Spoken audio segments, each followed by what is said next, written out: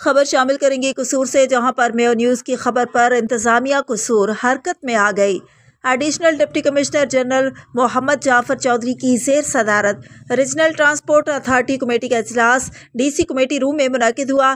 اجلاس میں secretary district regional transport authority Hafiz Usman Ahmed, D S P traffic Iqbal Hameed, D O industries Muhammad Shafiq, نمائندہ D S P patrolling action highway rescue 1122 سمیت دیگر نے شرکت کی۔ مزید اس وقت ہمارے ساتھ ٹیلی فون لائن پر موجود ہے میو نیوز کے ڈسٹرکٹ انچارج طاہر خان میو۔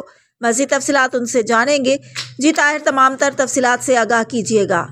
جی بالکل، اس موقع پر حکومت پنجاب کی ہدایت پر حادثات کی روک تھام اور احتیاطی تدابیر اختیار کرنے کے حوالے سے آئندہ کا لائحہ عمل طے کیا گیا۔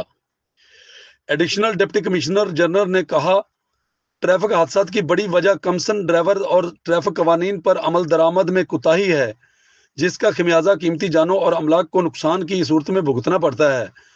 حادثات کی شرح کو کم کرنے کے لیے تمام متعلقہ محکموں کو مل کر اقدامات کرنے ہوں گے۔ غیر قانونی طور پر بنائے گئے یو ٹرن کو فوری طور پر ختم اور سڑکوں سے ناجائز تجاوزات کو فوراً ہٹایا جائے۔